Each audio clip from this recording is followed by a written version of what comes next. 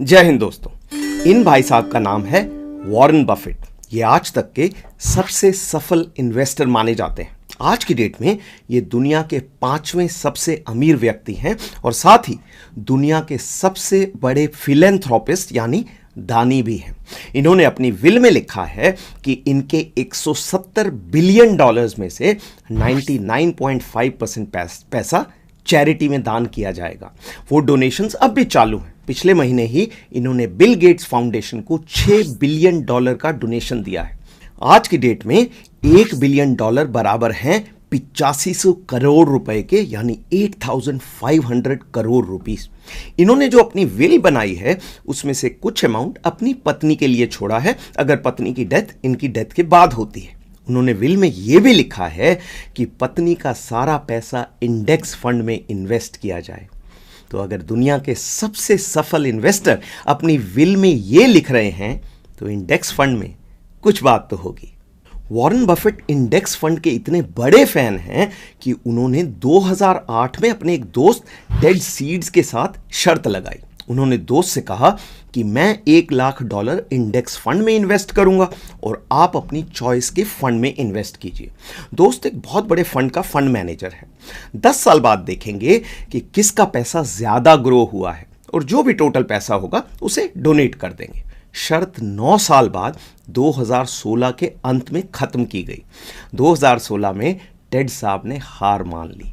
9 साल में index fund ने 7.1% एनुअल कंपाउंडेड रिटर्न दिया था, जबकि टेड साहब के फंड का रिटर्न था 2.2%। अमेरिका में 7.1% रिटर्न बहुत अच्छा माना जाता है क्योंकि वहां इन्फ्लेशन केवल 2% है। अब ये जो 7.1% और 2.2% का अंतर कितना बड़ा है, तो वॉरेन बफेट साहब के $1 लाख 8 साल में बढ़कर हो गए थे $1,85,000, जबकि टेड साहब का फाइनल अमाउंट था केवल $1,21,000। तो जैसा कि मैंने पहले कहा था, फिर कहूंगा, इंडेक्स फंड में कुछ बात तो है। तो ये तो हो गए कुछ फैक्ट। मुझे आशा है कि इन फैक्ट्स को जानने के बाद आप ये वीडियो ध्यान से देखेंगे।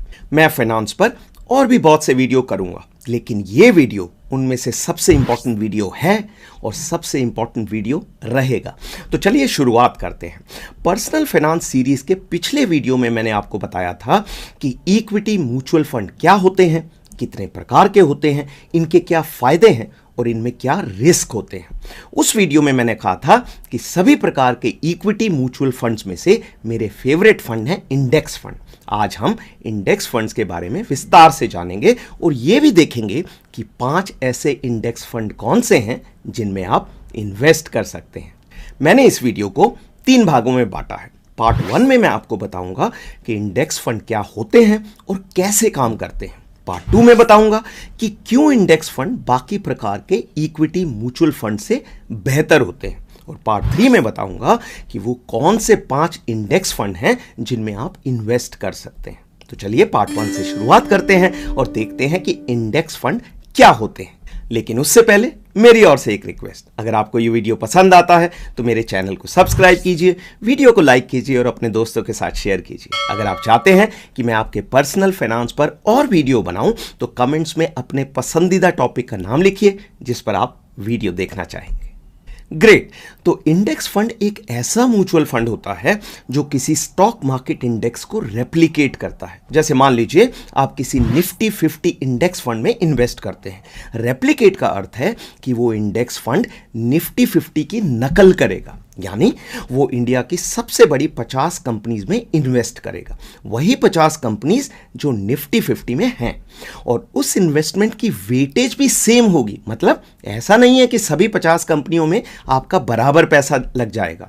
उदाहरण के लिए अगर निफ्टी 50 में रिलायंस का वेटेज 10% है तो फंड का भी 10% हिस्सा रिलायंस में ही इन्वेस्ट किया जाएगा। दूसरे शब्दों में हम कह सकते हैं कि इंडेक्स फंड एक प्रकार की पैसिव इन्वेस्टमेंट है। इनमें फंड मैनेजर अपना दिमाग नहीं लगाता कि किस कंपनी में कितना पैसा लगाना है। जैसा मैंने कहा, वो मार्केट इंडेक्स की नकल करता है। इनफैक्ट नकल भी कंप्यूटर करता है, फंड मैनेजर सिर्फ मॉनिटर करता है कि सब ठीक चल रहा है।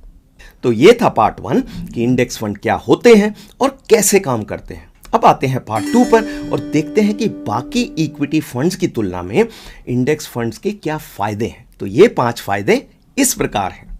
नंबर 1, कम फीस। जब भी आप किसी म्यूचुअल फंड में इन्वेस्ट करेंगे तो आपको एक चीज लिखी मिलेगी, एक्सपेंस रेशो। एक्सपेंस रेशो और कुछ नहीं, फीस का ही दूसरा नाम है। उदाहरण के लिए HDFC टॉप 100 एक इक्विटी म्यूचुअल फंड है जिसका एक्सपेंस रेशो आज की डेट में है 1.62%। इसका अर्थ है कि अगर आप इस फंड में 100 रुपए इन्वेस्ट करते हैं तो 1 रुपए 62 पैसे आपकी फीस कट जाएगी, बाकी 98 रुपए 38 पैसे आपके इन्वेस्टमेंट पर्स में जमा हो जाएंगे।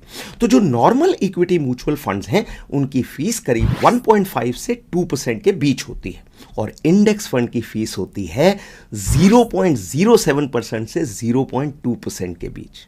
मतलब आपके 100 रुपए में से फीस कटेगी केवल 7 पैसे और 20 पैसे के बीच।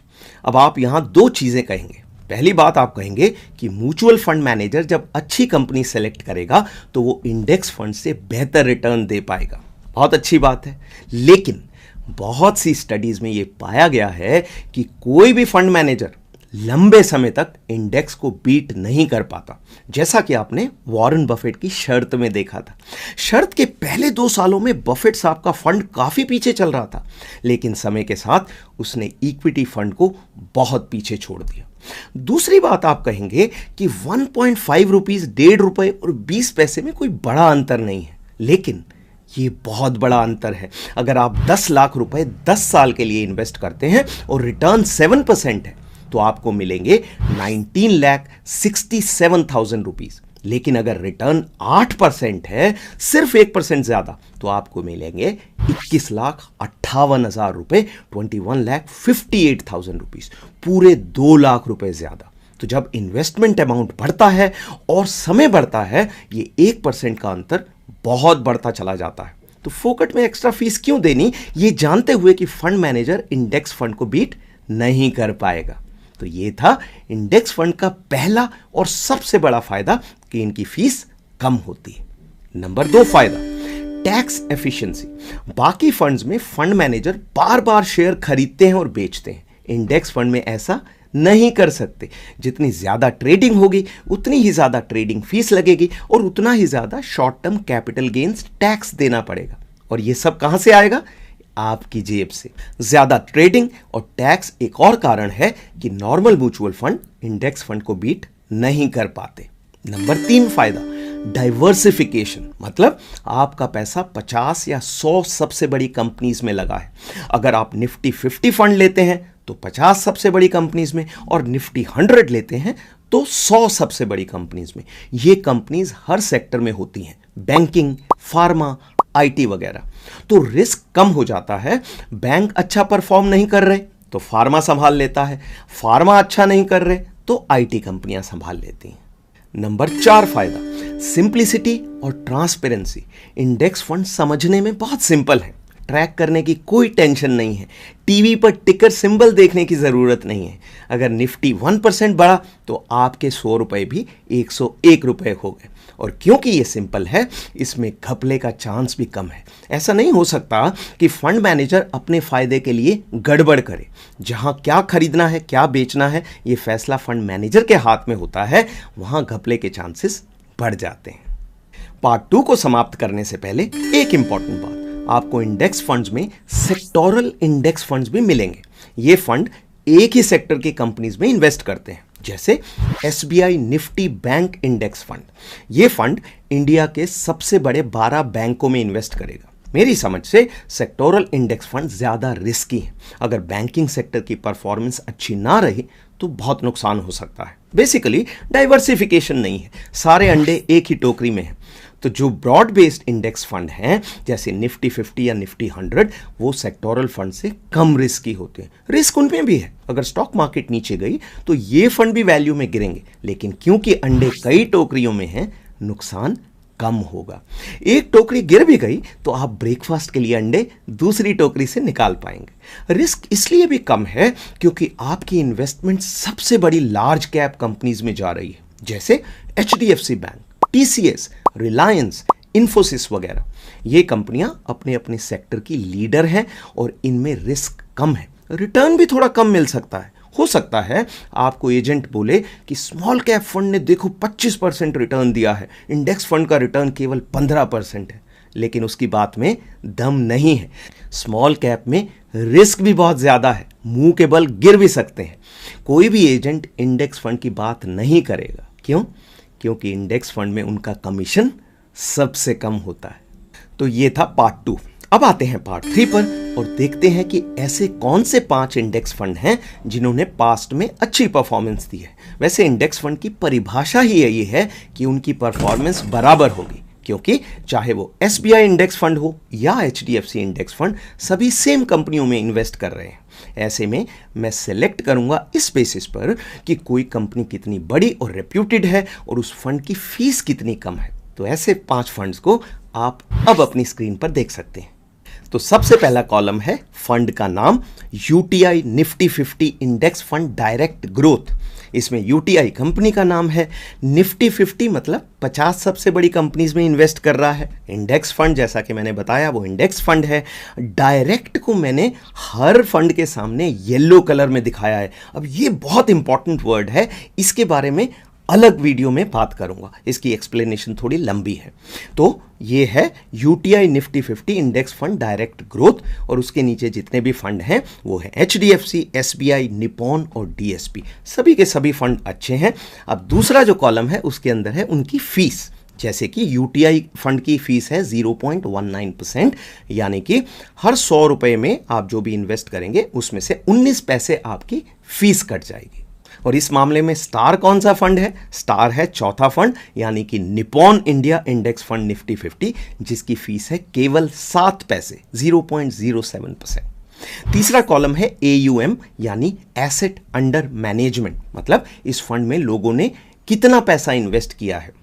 तो ये भी एक इंपॉर्टेंट चीज है जो आपको मालूम होनी चाहिए। इससे आपको पता लगेगा कि उस कंपनी में लोगों का कितना विश्वास है। तो UTI में सबसे ज्यादा है 24,116 करोड़, HDFC में नंबर 2 20,409 करोड़, और सबसे अंत में जो है वो DSP निफ्टी 50 है जिसमें 739 करोड़ रुपए जमा है। और लास्ट कॉलम, जैसा कि मैंने बताया, बाय डेफिनेशन, परिभाषा से ही सभी निफ्टी 50 फंड्स का रिटर्न सेम रहेगा, क्योंकि वो सभी सेम कंपनियों में इन्वेस्ट कर रहे हैं और सेम इंडेक्स की नकल कर रहे हैं। तो ये था आज का वीडियो। अंत में कहूंगा कि 99.99% लोग जो स्टॉक मार्केट में इन्वेस्ट कर रहे हैं उन्हें स्टॉक मार्केट की नॉलेज बिल्कुल भी नहीं है, उनमें मैं भी शामिल हूं। ऐसे में अगर आप स्टॉक मार्केट में पार्टिसिपेट करना चाहते हैं ज्यादा टेंशन लिए बिना, तो इंडेक्स फंड एक बेहतर चॉइस है। आज के लिए इतना ही। अगले वीडियो तक अपना ख्याल रखें और स्वस्थ रहें।